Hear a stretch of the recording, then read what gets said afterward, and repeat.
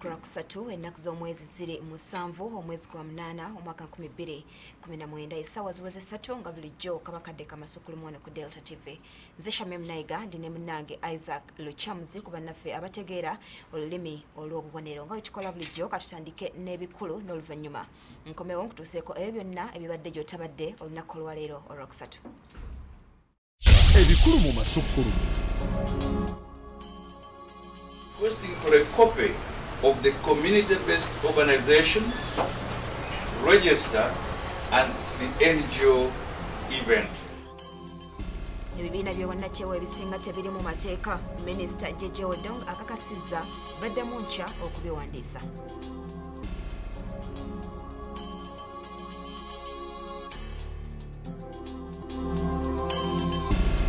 Batuwe district kizafuna emmotoka. Era zino zaafuna zasasula. Bwe zasasula zaateekawo ssente. Eno alipoota gye muleese ng'empapula ezimu zaakuulibwamu abakungu ba minisitule ya gavumenti ez'ebitundu batunudde ebikalu mu paalamenti.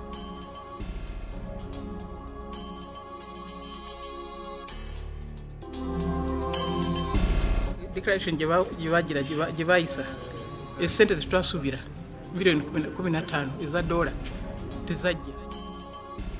Ababundabunda babonyebonye nnyo Sipiika Kadaga atabukidde ebitongole by'ensi yonna ebiwaayo obuyambi.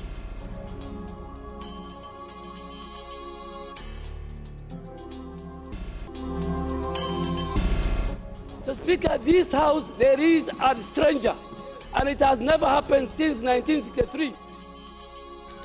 Eno Parliament siwaadi y'abazaala omubaka ayingidde Parliament n'omwana akiguddeko bwagobeddwa.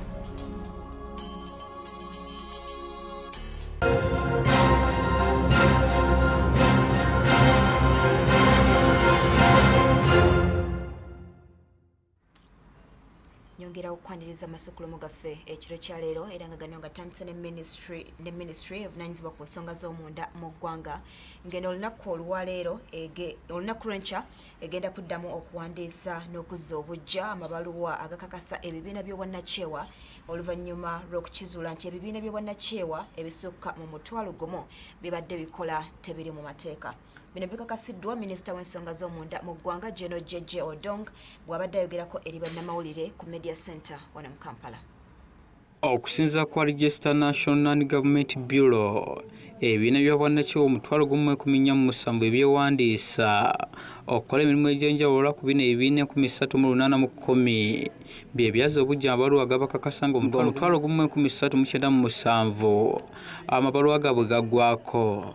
Okutandika olunaku lw'enkya minisitule egenda kutandika okuzza obuggya amabaluwa agakakasa ebibiina bino okwetooloola eggwanga. In the data with the NGO Bureau and the districts to ascertain the status of the NGOs operating in the country. Minisita w'ensonga z'omunda mu ggwanga Ziggya wakanyiza ebibadde byogera gavumenti bw'eyagala okugala ebibiina by'obwannakyewa ebimu ebyogera ku nsonga z'ebyobufuzi nga yeyinza okuba ensonga ebawaliriza okuddamu okubiwandiisa okujja mu bye bataagala. Are there hidden motives in this exercise? The answer is no. Ziggya agumizza abakulu b'ebibiina bino nga bwe watali muntu yenna gwe bagenda kuvunaana singa anaasangibwa nga batazanga buggya kibiina kye. Now, Kintu, you said penalty. No, as I say. Baba kuli ebibiina by'obwannakyewa betwogeddeko n'abamu bawakanyiza ensonga y'okuddamu okubawandiisa kyokka abandi ne bakiwagira. Gilbert Sendugwa akuli ekibiina kya Africa Freedom of Information Center y'omu ku bakiwakanyiza. Organizations ziwandiikibwa mulundi gumu zandiwandiikibwa mulundi gumu ebizikwatako. Ono yesigamye kwa alipoota gye bawa eri gavumenti buli mwaka gy'agamba nti bamala okumanya bye bakola n'ensaasaanya yaabwe.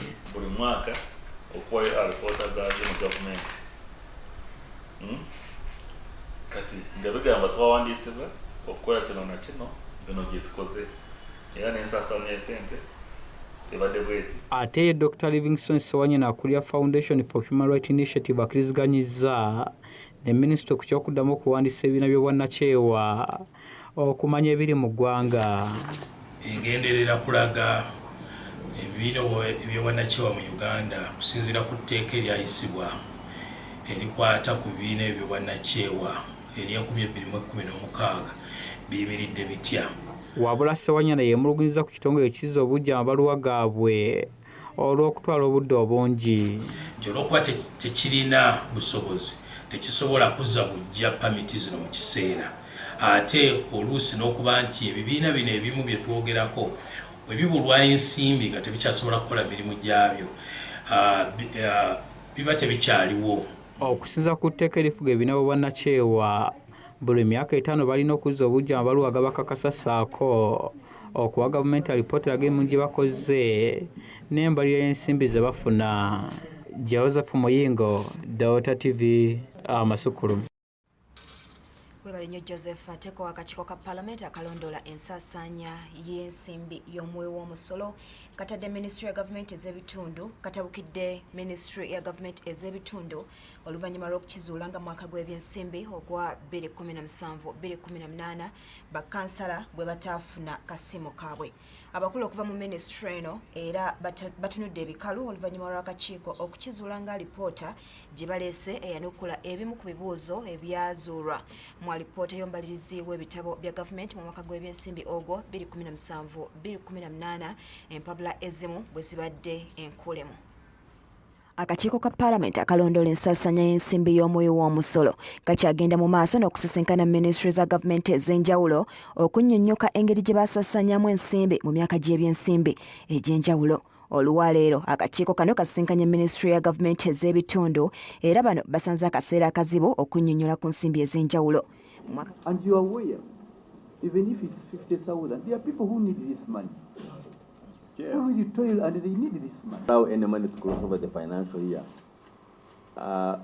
came with its own challenges. And these challenges are evident everywhere because you find that you meet like procurement challenges. Mu mwaka gw'ebyensimbi 2017-2018 ministry eno yaweebwa obuwumbi 7 okukola ku kasiimo k'abakansala aba LC3 wabula ng'ensimbi ezimu ku zino zazzibwayo mu nsawo enzibizi ng'abamu ku bakansala tebafunye, ababaka abamu kye bayise ekifeereza, abalala nti ttima, ate abandi nti oba oliawo waliwo abakulu mu ministry abazeezibika. Could it be the very money why these people are not paid? And if at all they were supposed to be paid, why we are not paid? Sente zino zalina okugenda w'abakansala baffe ba LC3 n'ekirabika nti ne sente zino zonna ku biliyoni 7 zafuluma zaliwo sente zimu ze bazaayo ate si bo bokka bazaayo miliyoni 488. Bakansalazi okusingira ddala ab'oku magombolola bafuna sente ntono nnyo. Esente ezalina okuweebwa bakansalazi tezaabaweebwa naye abantu b'omu ministry ne bazikwata ne bazizaayo. Bakansalazi ab'LC3 be basingira ddala okusinga naffe ababaka ba Parliament okumanya projekiti za gavumenti bwe zitambula naye bw'oŋŋamba nti sente baazibawa ne zifuluma mu budget ate gwe n'ozizaayo oba onyigiriza bakansala ate nga wano we tuli stage tuli wakati mu Parliament twandibadde nga bakansala ba LC3 bafuna n'omusaala wakiri buli mwezi. Gye ziri bakola bukozi ttima na fujjo okuzizaayo ne batazibawa tetumanyi na kigenderero. Ababaka abatula ku kakiiko era bakizudde nga ministry eno bwe yeewola ssente okuva mu World Bank okugula mmotoka z'abassente be ba LC5 wabula ng'emmotoka tezirabikanga. Batuleetere ekusooka loan agreement wakati wa gavumenti ne World Bank mufuna. Ekyokubiri batuwe district kizafuna emmotoka era zino zafuna zasasula we zasasula zateekawo ssente ku akawunti ki ani yazijjawo. Mu mwaka gw'ebyensimbi gwegumu Parliament yayisiza ministry eno obuwumbi 2 buyambeko mu kusasula ku mabanja wabula oluvannyuma lw'okwekebejja alipoota y'omubalirizi w'ebitabo bya gavumenti ku ministry eno ababaka bakizudde ng'obuwumbi 10 bwe bwakozesebwa okusasula amabanja gano ekyewuunyisizza ababaka nga beewuunya obuwumbi 8 gye bwava nga tebuyitidde mu Parliament. One of the biggest audit query for that financial year has been on the issues of arrears. And I would think is impunity, by the way, for lack of a better word, is actually impunity.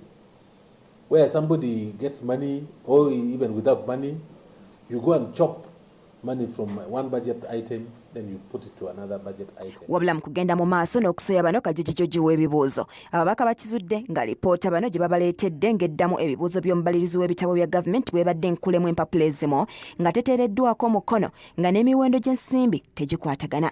ndowooza ogirabye tusanze ne empapula ezimu tezirimu ate kiragira ddala criteria weeri bw'obanga district terina ssente okusasula batwala ku ssente zaabwe zebayita unconditional what bw'abuuziddwa lwaki kino kiri bwe kiti omuwandiisi w'enkalakkaliro wa minisitule eno era nga y'abadde akulembeddemu bano Benjamin Kumumanya agambye nti naye tamanyi lwaki empapula ezimu nkuulemu. Bano kati baweereddwa sabbiiti nnamba beetereze n'oluvannyuma bakomewo eri akakiiko bannyonnyole wabula ng'olunaku lw'enkya akakiiko kakusisinkana minisitule y'obutebenkevu. Ate ye Speeka wa Parliament Rebecca Alitwala Kadaga daki avuddemu omwasi ku bitongole by'ensi yonna oba olyawo ebirina okuwaayo obuyambi eri ababundabunda mu ggwanga wabula nga tebabuwaayo. Omukubiriza w'olukiiko lw'eggwanga olukulu Rebecca Alitwala Kadaga kyaddaaki akangudde ku ddoboozi ku bitongole by'ensi yonna ebibonyaabonyezza ababundabunda mu Uganda nga tebiweereza buyambi. Then they raised $540,000. 540. That's what they raised.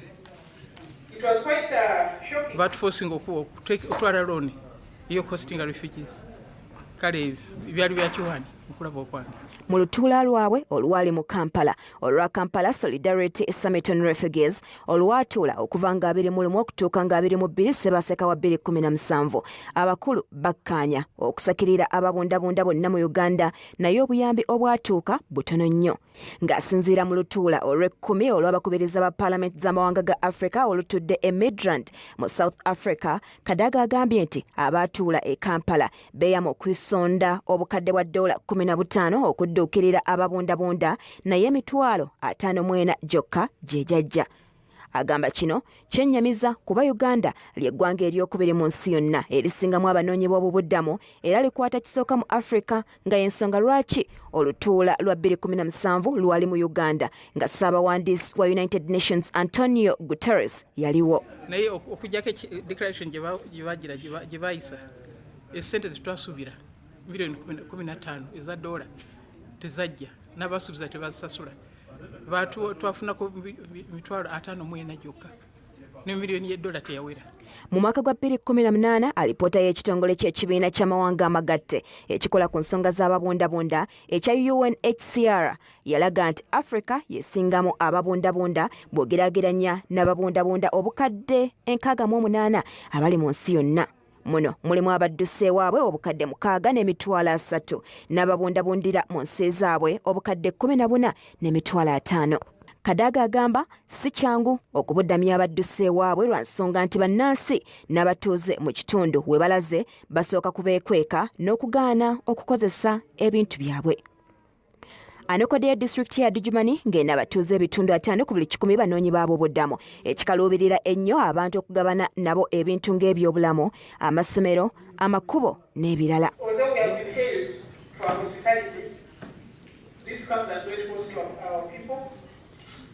Because there's a lot of pressure on the local population to share facilities. In one of our districts of Adjumani, 50% of the population are actual refugees. So there's pressure on water, pressure on the environment, pressure for our schools. Y'omukubiriza wa Parliament ye Algeria Silman Chenin agambye nti entalo ezitakya ku ssemazinga wa Africa ye kalumanywera. Ng'ayogerako eri abakiise mu lutuula luno omukwanaganya w'emirimu gya UNHCR mu bukiikaddyo bwa Africa George Kachio agambye nti Abafirika abasoba mu mitwalo 10 buli mwaka be baddukira e Bulaaya okukuba ekyeyo. Kadaga asabye aba UNHCR okulowooza ku ky'okuzimba ebizimbe mwe bayinza okuteera ababundabunda amalwaliro n'amasomero abaana baabwe okusoma naddala mu mawanga nga Uganda ageewaayo okubabuddamya. We should recognize that a level of refugees results in socio-economic disruptions to the host community. We need to develop support systems during those crises. Abadde omugenyi omukulu mu lutuula lwe South Africa nga ye pulezidenti w'omukago ogutaba Parliament z'amawanga mu nsi yonna Gabriel Baron asabye bannamukago gwa African Union okukwatira awamu okutumbula embeera z'abantu, okulwanyisa obusosoze mu kikula ky'abantu, okumalawo obutujju, okutereza embeera y'obudde, okulwanyisa ebiviirako abantu okubundabunda n'ensonga z'ababundabunda. Kadaga awadde amagezi amawanga omuli ababundabunda okusaawa enkolagana wakati w'ebitongole by'obwannakyewa eby'enjawulo binnansangwa n'ebigwira bibe n'engeri gye biyamba ababundabunda. Agumizza banne nti abanoonyiboobubudamu abali mu Uganda tebali mu nkambi wabula mu maka amatebenkevu ekibawa eddembe okwetaaya n'okulabirirwa awamu ne bannayuganda abalala.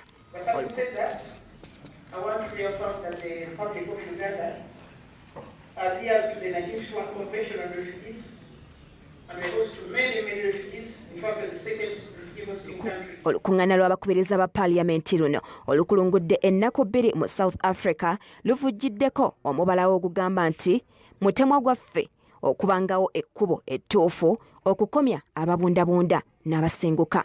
Kinajjukirwa nti amawanga 9 ku buli 100 mu Africa gassa omukono ku ndagaano ya 1951 ku babundabunda era nga kigakakatako okussa mu nkola amateeka n'ebiragiro ebyakkaanyizibwako. Ate bwe tuyongerayo abatuuze ku kyalo Lugga Kisoga mu ggombolola y'Entenjeru wali mu disitulikiti ey'Emukono beecwacwanye oluvannyuma lw'okusanga emmere n'emiti bye baasimba ku ttaka eryabaweebwa nga bisaanyiziddwawo. Kitegerekese nti bano ettaka lya gavumenti lyabaweebwa basimbeko emiti okuzzaawo obutonde bw'ensi wabula bano kibabuuseeko okusanga nga byonna biri ku ttaka. Mu ngeri y'okuzzaawo obutonde bw'ensi obwali bwasaanyizibwawo, gavumenti yawa bbeetu abantu okukozesa ettaka lyayo okusimbako emiti basobole okuzzaawo ekibira ky'e Nattyonko ekisangibwa ku kyalo Lugga Kisoga. Emiti omuli kalitunsi n'ebika ebirala gibadde gisimbiddwa nga kw'otadde n'okusimbamu ebitooke, muwogo, emmwanyi n'ebirala, wabula waliwo eyazze n'abisaawa byonna okubimalawo. Abatuuze bano balumiriza Abuddu Saamanya nti yali emabega w'okusaawa ebirime byabwe mu ngeri y'okweza ettaka lino. Obutonde bw'ensi oli n'akola ekintu bw'ekyo kubanga yalina ssente tujja kufiirawo ne bano abantu gavumenti egamba tuzzaawo obutonde bwansi ne tugamba tukkiye tugenda tukola ki tusimba obutonde tuzzeewo obutonde bw'ensi naye kitukanguseeko okulaba nga ate omuntu avudde gy'ava n'asigula emiti gye twasimba. Abatuuze bano balumiriza nti Saamanya alina emmundu n'abakozi bakozesa okubasaayira ebirime byabwe era nti beeraliikirivu nti batuuse okufa enjala. Okungoba ku kibira kindiranye ekindi emmanju wange ne bakireeta omuntu eweewala bakimuwe ate nange nsobola okusimbako emiti gya kalitunsi yagenda osimba. Bazze emiti gyaffe bakuula mikuule kati gavumenti etuyambye etya? Ffe ng'ekyalo kino tubadde bantu ba Museveni naye ffe Museveni atuyambye atya ku kaseera kano ke tugendamu akazigizigi ak'akalulu. Bano abaddukanya ebibira mu disitulikiti y'Emukono babadde babasuubizza okubasisinkana olwaleero wabula tebalabiseeko ekyongedde okutabula abatuuze bano. Twagala kwebuuza woofiisi eyo eyawaggulu yakuleetya abanaku beetayambye tuli banyiivu nnyo nnyo nnyo likaaba lifa liri bubi ssentebe w'ekyalo kino Moses Ndawula naye aliko by'ayogedde ku nsonga eno. Singa ye yalaba nga tuli mu nsobi ye mwennyini eyalisoose tukola ki okutuwawaabira naye teyagumiikiriza yasalawo okugamba okufa n'obutanyagwa tayinza kuleka muti nga guyimiridde kyokka kyewunjisa naye agenda kusimba miti kwatalina nnyumba kwatalina ki. Kati abatuuze bano balindiridde kusisinkana abakungu abatwala ebibira mu disitulikiti eno okubaanukula oluvannyuma lw'okubatwalira okwemulugunya kwabwe. Kiyingi Moses, Deuta TV, Amasukkulumu. Webale nnyo Kingi Moses ku ddakiika zino ezakayita ku 3 ez'ekiro kya leero kati omulemu katono nnyo tugenda kumwona ekitundu ekyokubiri kati kulekere akanyumiro kaffe akamanya by'olya mwomanyira by'olina okulya n'engeri gy'olina okubiryamu.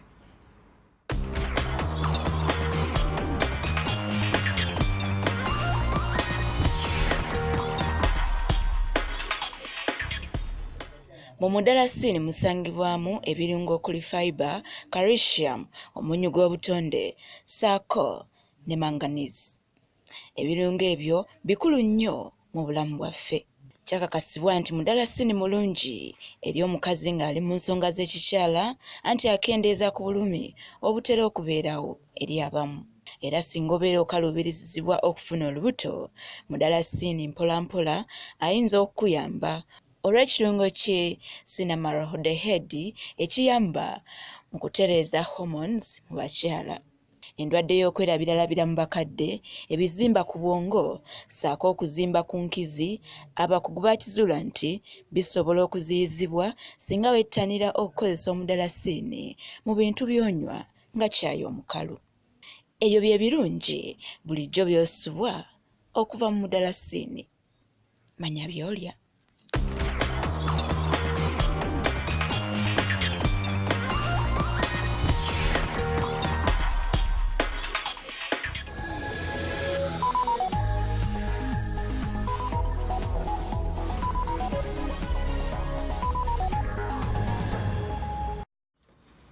Kulekayo nnyo mukumulamu okwo Delta TV Amasukkulumu tukyagendera ddala mu maaso era ng'ekitundu ekyokubiri kitandise n'omubaka wa Parliament abadde azze n'omwana we omuwere mu kisenge awateesezebwa mu ggwanga erya Kenya wabula n'agobwa amyuka sipiika ngono yakubiriza olukiiko lwaleero. Zuleka Hassan nga mubaka wa Kwale mu ggwanga lya Kenya agamba afunye ebigwa tebiraze n'awalirizibwa okujja n'omwana we mu Parliament. Zuleka Hassani nga mubaka wa Kwale mu Parliament ye Kenya atuuse mu kisenge we bateesezanga bulijjo era asanze babaka banne nga bali mu kuteesa.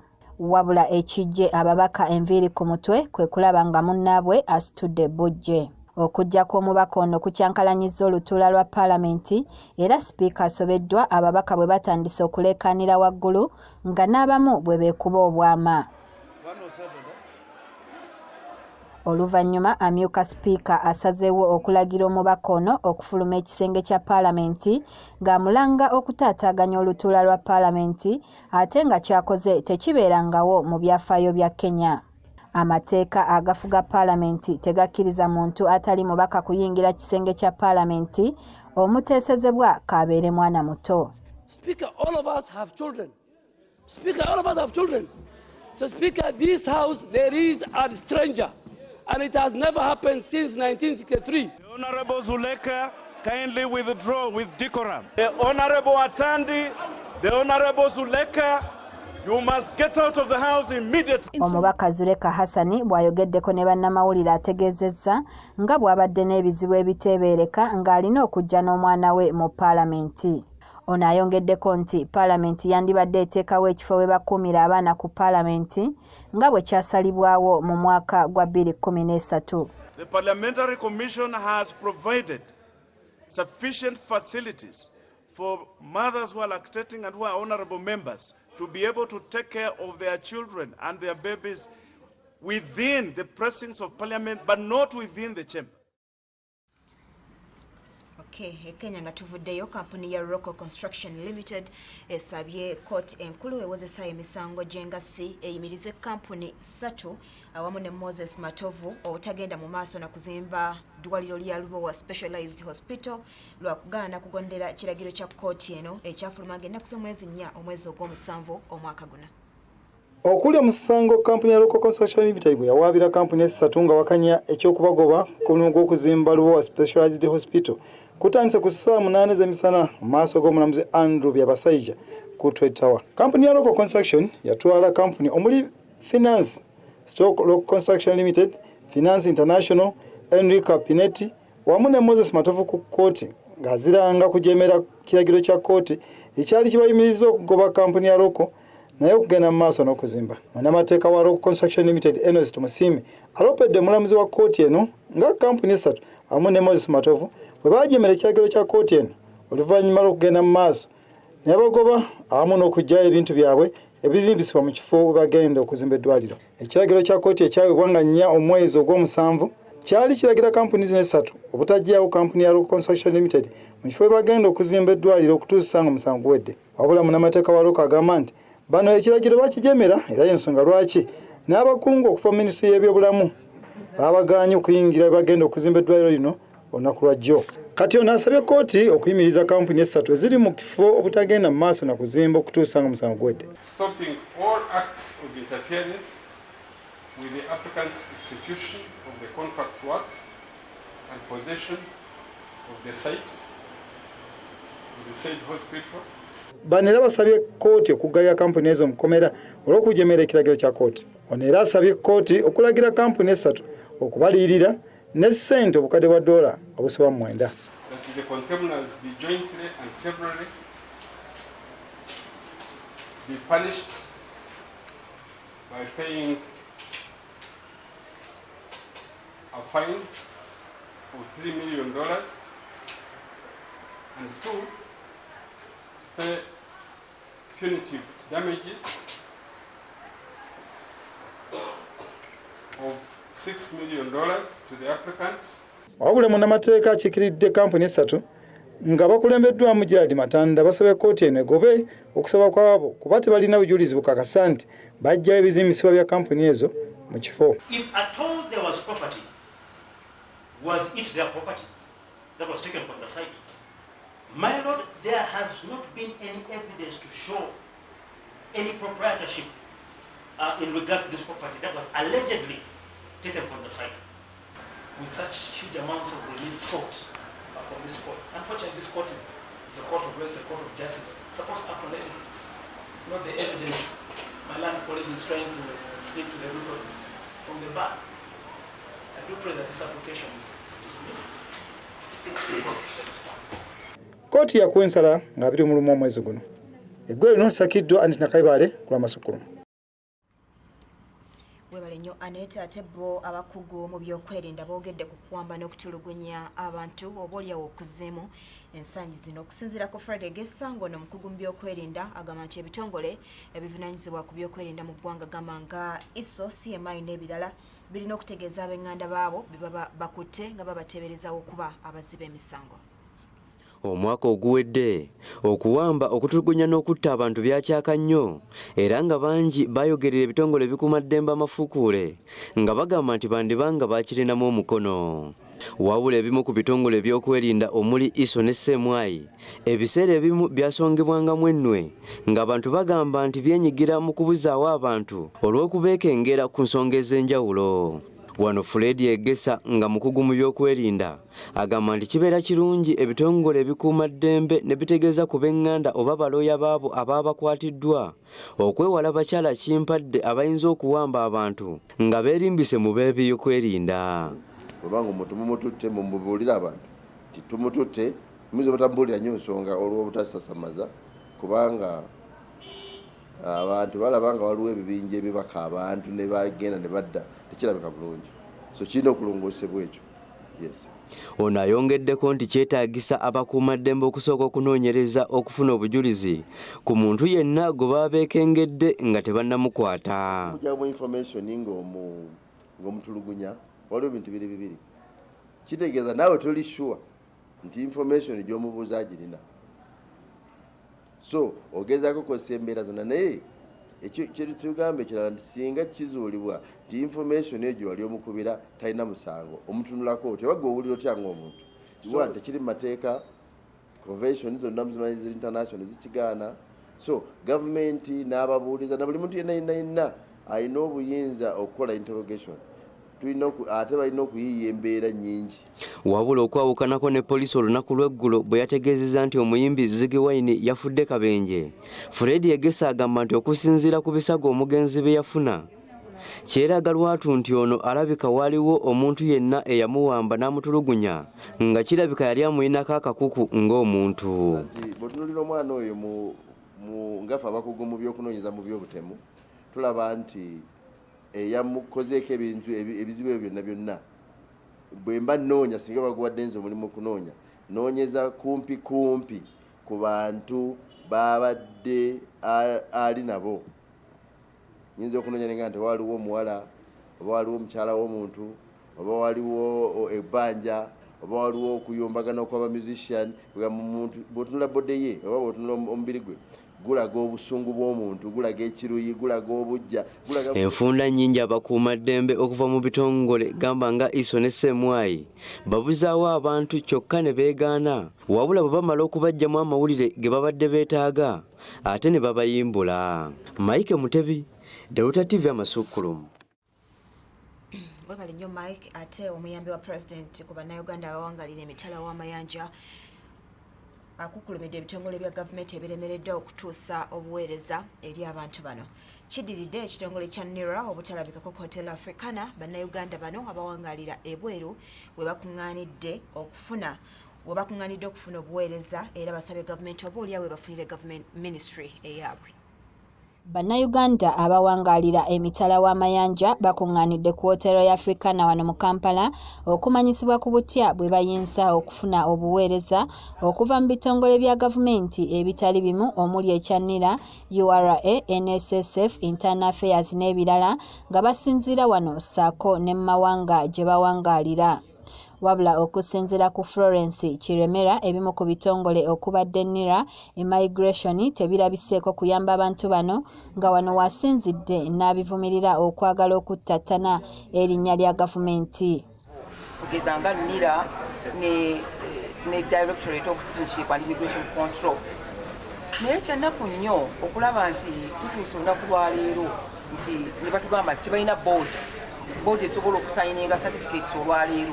Tubeeranga wano ne tubanga tufuna okunyola bweku tulowooza nti waliwo abantu abamu abakolera gavumenti pulezidenti balonda naye nga bagikolerera kugisuula oba tebali ready to work. Ebimu ku bye babadde basinga okwetaaga kwe kufuna endagamuntu zaabwe okumanya ebikwata ku yinsuwa na butya bwe bayinza okutambuzaamu n'okutuusa ensimbi zaabwe eri ab'eŋŋanda zaabwe nga tezibulankanyiziddwa. Bamuva Bulaaya bano nabo balaze okunyolwa olw'obutafiibwako.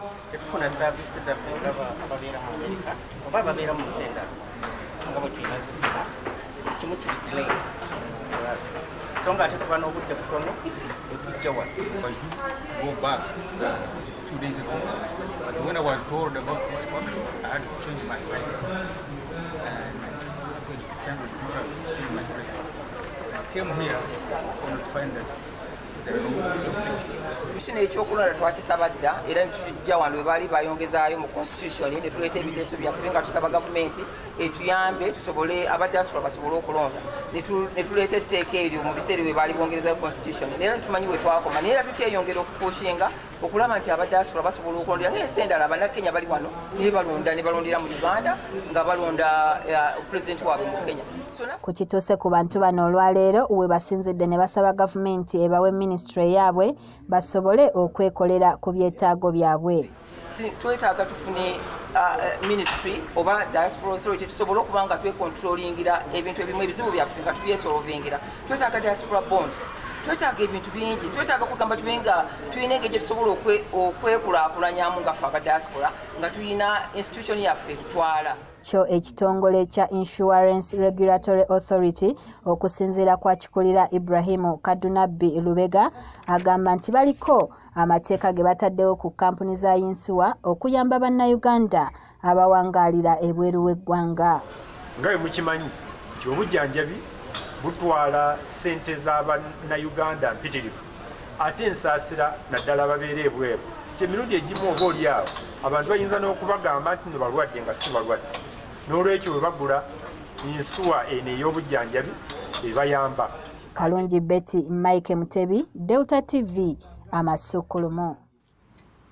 Mwebale nnyo abasasi baffe ate kyo ekibiina ky'obufuzi ekya Uganda People's Congress kyagalayo ebitongole by'okwerinda mu ggwanga bikole okunoonyereza ku ki ekyavuddeko omuyembe Michael Alinda abadde amanyiddwa nga Ziggya Wyne okufa.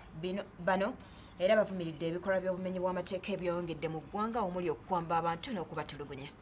Ekibiina ekiri ku ludda oluvuganya gavumenti ekya Uganda People's Congress kyebazizza poliisi olw'omulimu gwe baakoze okunoonyereza ku ki ekyaviiriddeko omuyimbi Michael Alinda okufa.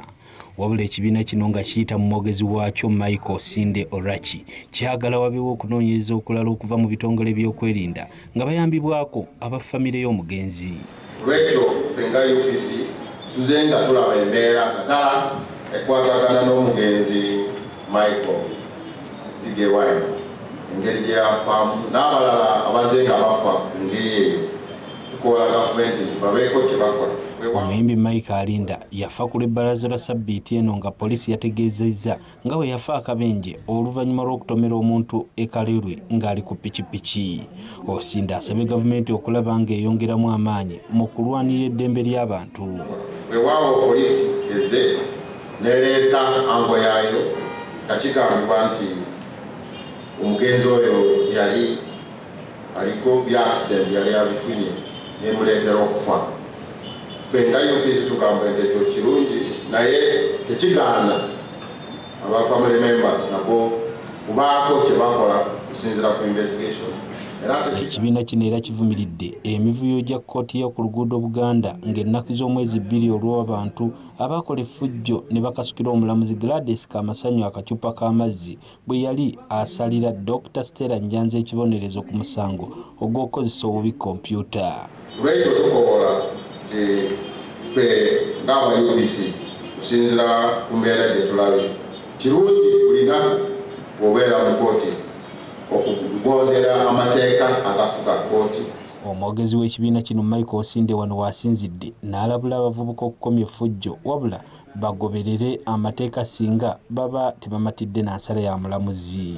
Era amateeka gagamba nti bw'oba toli musanyufu ne ruli eri mu kkooti oluusi kisinzira ku musango naye baawa lunaku nga 10 oba zeezo okulaba nti olinayo petition y'oleezinga. Ono era asabye abantu okubeera abakakkamu nga banaatera okuyingira okulonda kw'akalulu ka 2021.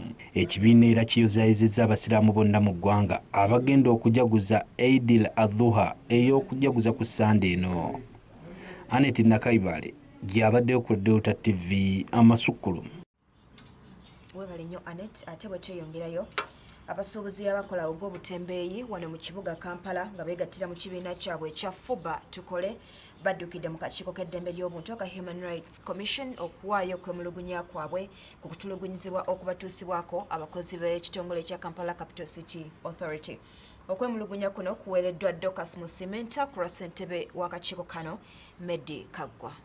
Ekitongole kya Kampala Capital City Authority nga kiyita mu bakwasisa amateeka baabwe bazze nga bakola ebikwekweto mu batembeeyi abakola mu Kampala okukkakkana ng'abamu batuusiddwako obulabe omuli okufiirwa emmaali yaabwe ssaako n'abamu okulugulamu obulamu. Bano ensonga eno bagitutte mu yafeesi eziwererako ddala wabula ng'ebibala babadde babikonga lusu. Bano basazeewo ensonga eno okugittukiza ng'era olwaleero baddukidde mu kakiiko akakola ku ddembe ly'obuntu aka Human Rights Commission era ng'okwemulugunya kuno bakukwasizza Dorcas Musimenta ku lwa ssentebe w'akakiiko kano. Bano balombojjedde akakiiko ebimu ku biri mu kwemulugunya kwabwe. We yatulugunyizanga bawono mu Kampala ate mu kyalo bali batya nindaba nga abooluganda abange abali Kiryandongo bo bali ku buzibu bw'amaanyi kulaba nti Joseph Bakalike bamusindika Ekiryandongo ne bamukuba ku mmotoka ne batwala n'ebintu ne babitwala ogezaako okubijja bagamba tuwe ssente gwe bw'obawa ssente ezitaliko ki ne bateeka mu nsawo ne batwala ebintu gwe n'ovaayo. Awo tolina kwotandikira emaali bagitutte buli kimu bakikoze eki ogenda okuddekala n'omukazi yakola ki nga yanuba abaana bali ku masitwiti kyobola abaana manyi nnyo ku masitwiti ku nguudo era nezira ddala emabega nga bwe mundaba era sina kyendi nze asinga n'okuba n'ekyaki ennene mu Kampala abantu bonna banunga nti kalisa nga tiwabeeranga buubi naye yonna yonna nnaku eyantuusibwako okumenya sitoowa ne batwala emmaali mwenjeterese ekigambo ekyo kyandetera n'obwongo bwange okubanga obwasiimuuka tebasyaa kunaaba kuba ne sabbuuni sikyalina bweyinza kumugula.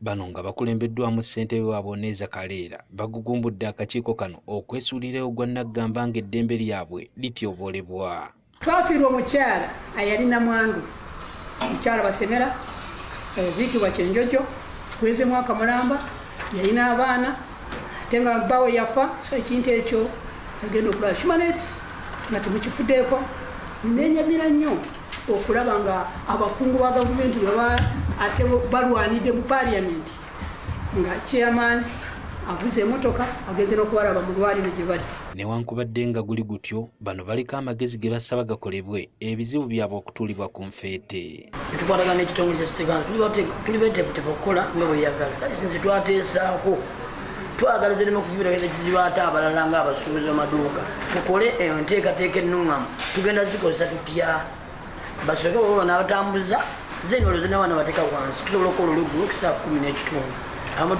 bwe twajja ku paaka enkadde nga munnaffe bamukubye bubi embeera neeyisibwa bubi okiwulidde betikame n'atugamba bagenda tuwa layisensi bannabatenda bakufuluma ate tugamba bagenda tuteekako ku ssente entonotono naye tuyimbiridde tulinga abayimba oluyimba lw'eggwanga. Wabula abaddewo ku lwa ssentebe abagumizza nti ensonga zaabwe zaakukolebwako bunnambiro. Mu kibi Jamiru ky'abasinga Delta TV Amasukkulumu.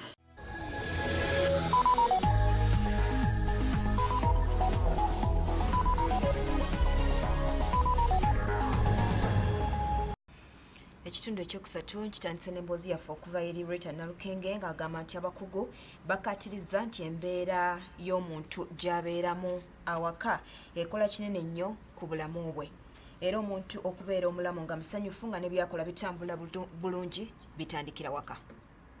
Buli muntu ayagala okubeera n'abantu abalamu mu maka ge nga wano n'ebyenfuna lwe bitambula obulungi anti mubeera temusaasaanyizza mu kwejjanjaba. Kino okubeerawo olina okubeera nga ggwe omukulu wekkaanya embeera y'abantu bo. Francis Sentamu akola nga District Governor agamba nti kino okukikola olina okuwa obudde abantu bo omanye engeri gye bayimiriddemu naddala mu byobulamu. Ndowooza ddala abaami nandibadde mbakubira omulanga tibettanire nnyo mu bintu ki ebigenda mu maaso awaka waabwe. Abaana baabwe balidde batya? Omukyala ali atya? Kubanga osobola okuba nga ovudde eri tomanyira mukyala bwe yasiibye gwe weebase oba ebintu ebyo byonna bye byetandikirwako obulamu. Sentamu ayongerako nti okumanya embeera z'abantu bo ewaka kiyamba okumanya bwe bayimiridde mu byobulamu era kikulu okubakubiriza okwefaako mu kuyonja ebibeetoolodde. Obulamu bitandikira waka kubanga endiisa ekola nnyo ku ngeri ki omwana oba omuntu yagenda okubeerawo. Obuyonjo awaka oba mu kaabuyonjo abantu banaabe mu ngalo nga bavudde mu kaabuyonjo, okusaawa awaka kubanga kwe kuleeta ensiri. Ensonga y'okubeera nti ebyobuyonjo by'omuntu bisookera waka bangi tebakimanyi nga bano bannalotale abamakindye Bulindo n'entuŋŋamu we basinzidde ne bategeeza nga okuva ng'ennaku z'omwezi 16 paka nga 18 omwezi guno bwe ziri ennaku z'amaka. Bannalotale bagamba nti kino baakissaawo okuva mu mwaka 2011 okubeera nga n'ennaku z'amaka buli mwaka basobole okumanyisa abantu ku byobulamu nga ku mulundi guno bagenda kubeera ntuŋŋamo ng'abantu abali eyo mu 9,000 be basuubirwa okuweebwa obujjanjabi. Mu butongole okutongoza enkola eno ey'ensisa y'obulamu mu Uganda yonna naye okutongoza kujja kubeera ntuŋŋamo nga kalabu zikuumyemu mutwe zirinnya mulimu kalabu y'e Makindye, kalabu ya Bulindo, kalabu ya Ntungamo ne Rotaract kalabu y'e Makindye.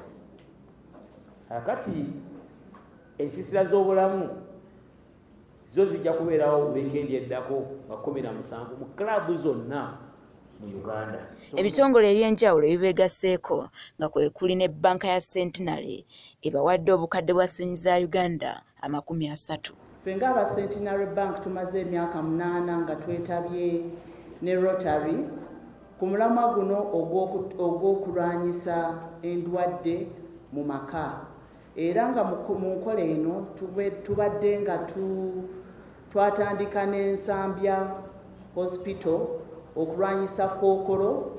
Uganda bwe yamala okutandikawo ennaku z'amaka nga bayita mu bannalotale ensinga Tanzania, South Africa, Malawi, Nigeria, ssaako ne India baatandika enkola eno.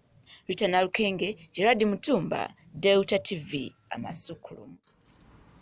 Webale nnyo Rita, ate bo ab'ekika ky'enseenene banjulidde Kamalabyonna wa Buganda Charles Peter Mayiga, omusika w'ekika ky'enseenene omujja ng'ono amannya ge ye Adinan Sozi ng'era wa myaka 4 ng'ono yaddidde mu bigere by'omutaka Kalibala George Nsozi eyabaseererako nga lumu omwezi guno. Ng'ennaku z'omwezi lumu omwezi guno omukulu w'ekika ky'enseenene omutaka Kalibala George Nsozi yava mu bulamu bw'enseenene mu ddwaliro ekiruddu. Oluvannyuma lw'omutaka ono okuseerera yalaama muzzukulu we omuto w'emyaka 4 Adinani Sozi amuddire mu bigere era ng'ono ayanjuliddwa mu butongole eri Katikkiro wa Buganda Charles Peter Mayiga ku mukolo ogubadde ku mbuga enkulu e Bulange Mmengo. Mu kusooka omutaka ono nga tannaba kwanjulibwa eri Kamalabyonna, omukubiriza w'olukiiko lw'abataka omutaka Kayiraga Ajuule alaze okunyolwa olw'abataka banne abazzi bava mu bulamu bw'ensi eno. Nze mu bukulu mu buvunaanyizibwa Ssaabasajja bwe yankwasa nfunyeemu ekiyongobero kubanga baganda bange abasinga obungi bagenda baseeseetuka. Omutaka Kayiira Gaajula ategeezezza Katikkiro ng'okulonda omutaka ono omujja bwe bamaze okuyitira mu nnono eya Buganda era wano yennyamidde olw'abazzukulu abazze beegwanyiza okutwala entebe nga n'abamu ensangi zino bazze beeraguza ku nsonga y'obusika. Nti omuntu bw'aseerera naddala mu bifunduka bye tulimu engeri gye bazzaawo omuntu omulala mu kifo ekyo era mukama wange ensonga eyo nzibayitiddemu. Omutaka Kayiira ategeezezza ng'omutaka ono bwe yeetaaga okuteekateeka obulungi naddala okuva eri abakuza wamu n'abayima naddala ku nsonga z'ekika kino wamu n'okulaba ng'asomesebwa bulungi okusoomoozebwa okubadde mu kika kino kusobole okugonjoolebwa. Kamalabyonna wa Buganda Charles Peter Mayiga mu kwogera kwe asoose kusaasira ab'ekika kino wamu n'Obuganda olw'okuviirwako omukulu w'ekika abaddeko. Katikkiro alambise ensonga ez'enjawulo ezikwata ku bika bwe basooka okuzanjulira Ssaabasajja Kabaka era ng'ono yasalawo ekyenkomeredde. Tuzikubaganyaako ebirowoozo tuzikkaanyako ne tuzanjulira mukama waffe Ssaabasajja Kabaka. Katikkiro era asabye ab'amasiga mu kika kino okukwasizaako jjajjaabwe ono omujja nga bamulabirira bw'atyo n'ajjukiza abazzukulu okufaayo ennyo okulamagga ku butaka bw'ekika kino ensiisi ekisangibwa mu Busujju wamu n'okwetaba mu nkiiko z'ekika kyabwe. Ubutaka mwabazzukulu mulamage ku butaka. Kalibbala bw'abayita mu nkiiko mugende muzeetabemu. Katikkiro era ajjukiza Obuganda obukulu bw'ekika nga bwe buli obw'ensikirano awatali kweraguza nga bwe guli mu bantu abamu okuva mu bika eby'enjawulo. Yadde ng'omutaka w'ekika kino omujja ateereddwako nga muto, Katikkiro alabudde abakuzaabe obutagezaako kwegwanyiza bukulu. Karo Nakibuule y'abaddeyo ku Delta TV Amasukkulumu. Webale nnyo Karo Nakibuule. Ate ekisakate kya Nnabagereka eky'omwaka 2020 kitongozeddwa mu Buganda nga kino kyakubawo mu mwezi ogwa Gatonnya ku ssomero lya Hana International Ensangi mu ssaza lya Ssaabasajja Kabaka ery'e Busiro. Ekisakate kino kya mulundi gwa 14 nga kyakutambulira ku mulamwa ogugamba nti obuntu bulamu y'empagi y'enkulaakulana. Buli mwaka mu mwezi gwa Gatonnya maama wa Buganda Nnabagereka Sylvia Najjinda ategekawo ekisaakaate mu Buganda nga kino kizze kitambulira ku miramwa egy'enjawulo nga kizze kitegekebwa mu masomero ag'enjawulo. Ekisaakaate kino kizze kyetabwamu abaana ab'obulenzi wamu n'ab'obuwala okutandikira ddala ku myaka 6 okukoma ku myaka 18 nga bano bazze basomesebwa ku mpisa naddala ez'ebyobuwangwa n'ennono ng'ekyomwaka guno kyali mu ssaza lya Ssaabasajja Kabaka eri e Mawokota ku ssomero lya St. Joseph of Nazareth Kavule Katende. Olwaleero Minisita omubeezi w'ebyenjigiriza ebyawaggulu mu gavumenti ya wakati Dr. Kristo Muyingo atongozezza ekisaakaate ky'omwaka gwa 2020 ng'omukolo guno gubadde mu bya Bulange Mmengo.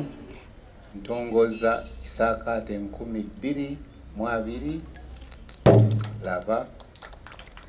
Omukolo guno gwetabiddwa ku maama Nnabagereka, olukiiko oluddukanya ekitongole kya Nnabagereka Development Foundation, Namasole wa Buganda Margaret Siwoza, n'alinnya Lubuga Agnes Nabaloga n'abantu abalala bangi.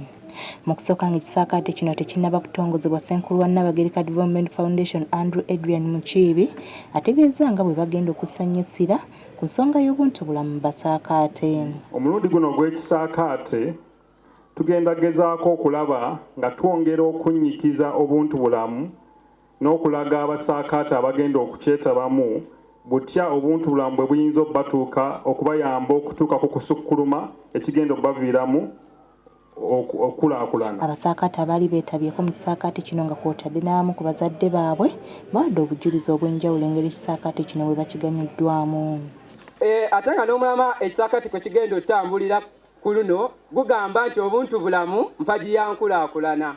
Ekyo kituufu kuba watali buntu bulamu wajja bbaawo okulwana okwesosola mu mawanga era ekivaamu mirembe kubula. Mu kutongoza ekisaakaate ky'omwaka 2020 Dr. Kristo Muyingo yeebazizza Nnabagereka olw'okuteekawo ekisaakaate kino mu Buganda nga kino kikoze omulimu munene nnyo mu kugunjula abaana b'eggwanga.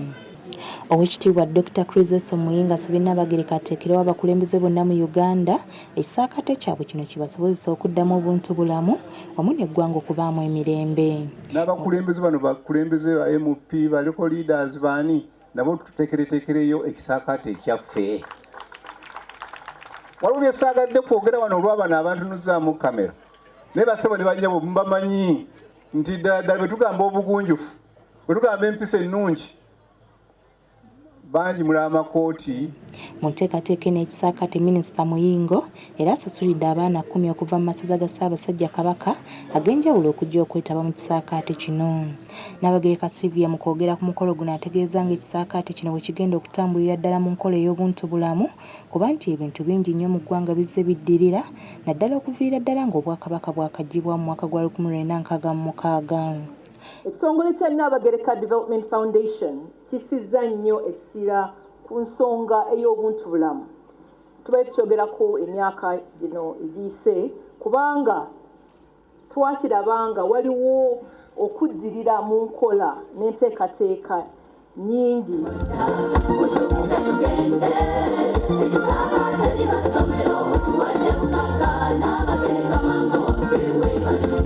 Amakampuni ag'enjawulo gatandise okuvaayo okuvujjirira ekisaakaate kino wakati mu kuwaayo ensimbi enkalu.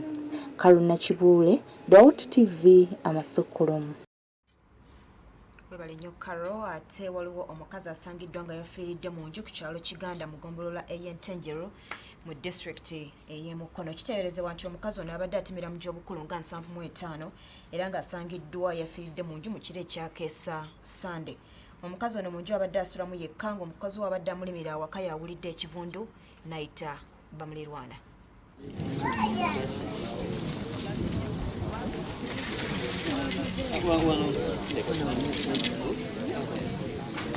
Nafudde abadde mulamu wange naliko naye ku Sande ku ssaawa nga 11 n'ayambuka n'adda n'engulu. Kati bwe yayambuka n'adda engulu saddamu kumulabako. Tuli mu nnaku nnyo okulaba nti tufiiriddwa mutuuze waffe Nalonkooma Bisaagi nga alabika yafa ekiro ekikeesezza ku Mande naye ng'alabidde olwaleero ku Lwokusatu ku ssaawa nga 6. Kitukubye nnyo entiisa okulaba nti abadde mutuuze wa buvunaanyizibwa ate ng'aliko n'abantu bwe, naye kino kituwa ekyokuyiga nti kyagala omuntu okubeera ng'olina n'omuntu gw'osula naye mu nnyumba. Ate n'ekirala tubeere ng'emiriraano twagalana oba nga tukolagana okulaba nti bw'oba ng'owayise olunaku nga lumu olaba nga mulirwanaawo oba muganda wo tomulaba, twale buvunaanyizibwa otuukeyo weebuuza ono gwe siraba abadde ki. Gavumenti etegeezezza nga bw'egenda okuwandiisa abalimi bonna mu ggwanga basobole okumanyika ne gavumenti okulondoola omutindo gw'ebyo bye balima. Bino byogeddwa minisita omubezi w'ebyobulimi n'obulunzi mu ggwanga Christopher Kibazanga bw'abadde asisinkanye bassentebe ba disitulikiti bakkaawo n'abakulira ebyobulimi mu ggwanga. Gye buvuddeko minisita w'ebyobulimi mu ggwanga Vincent Bamulanga Kisempijja yategeeza nga gavumenti bw'eri mu nteekateeka ez'okuwandiisa ebisolo byonna mu Uganda esobole okufuna akatale k'ennyama ku katale k'ensi yonna, ekintu ekyaleetawo okukubagana empawa mu bannayuganda. Minisita okwogera bino abalimi mu ggwanga baali bakyali mu kusika omuguwa ku bbago ly'etteeka ly'emmwanyi eriragira abalimi bonna okwewandiisa. Wadde nga lino lyazzibwayo mu palamenti okwongera okubaganyizibwako ebirowoozo, gavumenti egamba nti kati yakuwandiika abalimi bonna ne bye balima awatali kusosola, nga yakutandikira ku abo abalimi b'emmwanyi, kasooli, ebijanjaalo, muwogo n'ebintu ebirala. Bino byogeddwa minisita omubeezi ow'ebyobulimi mu ggwanga Christopher Kibazanga bw'abadde asisinkanye bassentebe ba disitulikiti bakkaawo n'abalimisa okwetoola eggwanga okubabangula ku nkola ya Agriculture Cluster Development Project ng'eno gavumenti mwegenda okuyita okuwandiika abalimi. Even what we have right now, if we produce quality products, especially in the field of food production, Uganda will be known as a food hub. You will see all the planes coming here to pick our. Have we ever gone to Europe to look for the market of corn? Minisita Kibazanga agamba nti wadde nga abamu ku balimi n'abakulembeze balinga abawakanya enteekateeka eno, wabula tebalina kyakukola kuba kirina okukolebwa. licensing people along the value chain is a must. You must get a difference. I'm not here to explain the national coffee bill. It's in Parliament. But if you have issues about it, go to Parliament. Ono era agugumbudde abalimi abakaaba akatale k'ebirime ng'agamba nti tebafuddeeyo kukuuma mutindo gw'ebyo bye balima nga kino kye kibuzizza akatale k'ebirime byabwe. Wabula wabaddewo akasattiro mu musomo guno ssentebe wa disitulikiti y'e Dokolo Fred Odong bwe yeekandazze n'agaana okugenda waggulu mu kalina awabadde wateekeddwa omusomo guno ng'agamba nti wabuzeewo ekifo awakozesebwa abalina obulemu ku mibiri gyabwe. Look at this. The proprietors should be thinking of building access always whenever they are putting hotels. Wabula wadde nga bassentebe banne n'abakungu abalala bagezezzaako okwagala okumusitula okumutwala mu lukiiko, ono aganye era ne yeekandagga wakati mu kusaba gavumenti okwongera okuteeka akazito ku bazimba ebizimbe eby'olukale okuteekako amakubo agaabo abaliko obukosefu bwe basobola okuyita. Oluvannyuma minisita Kyebazanga agenze n'amusisinkana bw'atyo n'amwetondera olw'enteekateeka etabadde nnungi.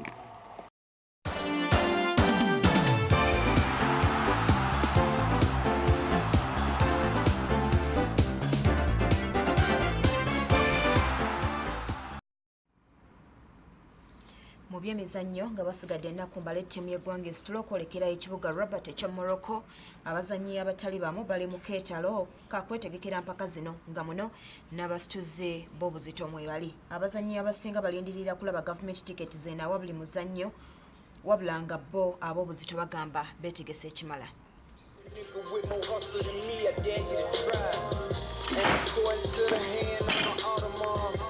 Abali mu kutendekebwa bamu ku bazannyi ba ttiimu y'eggwanga y'okusitula obuzito abali mu kweteekera empaka za All Africa Games zinaayinde Morocco okuva wiiki ejja. Newankubadde abazannyi bano bali mu kafubo, abasinga tebannamanya oba bali ku lukalala lw'abagenda oluvannyuma lw'ekibiina ekifuga emizannyo mu ggwanga okubanga tebannafulumya lukalala lwa nkalakkalira. Wabula kino abazannyi si kye batunulidde nga basinga nga bakulembeddwa mu Barak Kivumbi. Buli omu agamba nti kye basuubiramu okukola obulungi kye kika kya clean and jerk oba kiyita okusitula ng'oteeka ku kikebega n'otwala waggulu. Style ya clean and jerk ebiseera bino abaana ba improvinze era kisanyusiza ddala okuva ne Nairobi gye tuvudde. Ndaba yange Abaegypt, Abatuneziya n'Abakameruni be bokka be ndabawo nga abaali tuwaddemu challenge. Nnyo okubako ne kyendaga nti naffe tusobola kubako ne kye tukola, naffe tubalageko nti bwe tuli era tuli beetegefu okukola ki ekyetagisa okukola kubako ne wetugwa.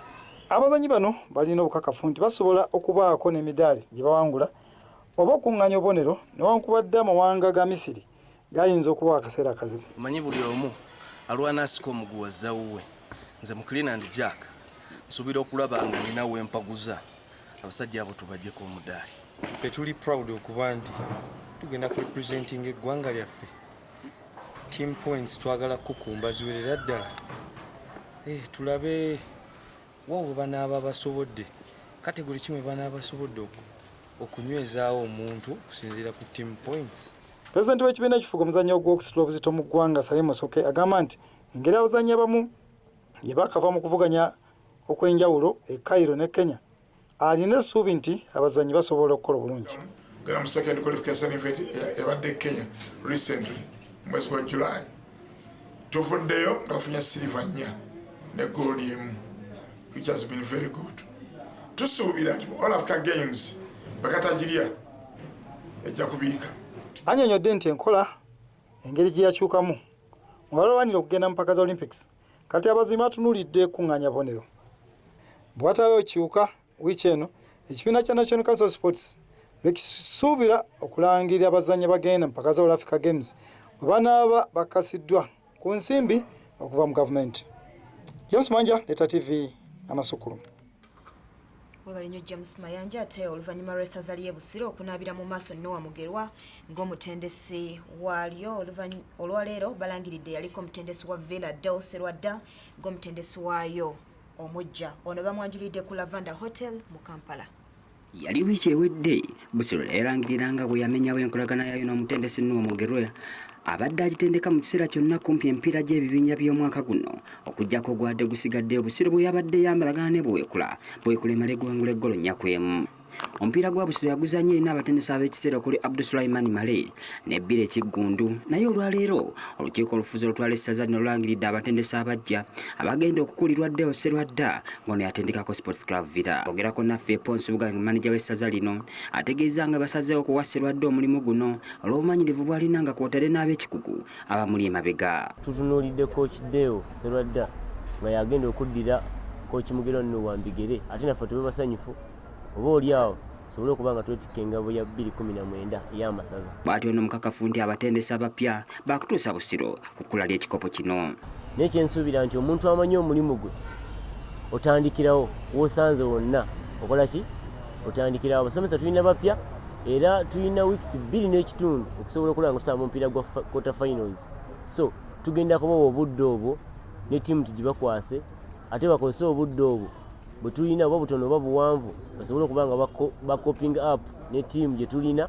Yedde Sserwadda akakasizza nga wagenda okukwasizaako essaza lino onaddala okuwangula ekikopo kino kubanga alina essuubi nti abasambi be lirina balungi era nga bakugiwanguza ekikopo kye yeetaaga. Bampadde bo bw'amaanyi gye ndi naye bwe tuba nga tukoledde wamu nabo nga management kubanga tosobola kuwangula ng'omuntu omu. Tugenda kuwangula ffenna nga tukwatidde. Ono aweereddwa obuvunaanyizibwa bwa kuwangula kikopo kino olw'ononeeza omwaka ogujja nazo zimukwasibwe. Ono aweereddwa obuvunaanyizibwa ne Ramadhan Mpanguzi nga yagenda okubeera omwo mu wika we. Gerard Mutumba, Delta TV Amasukkulumu.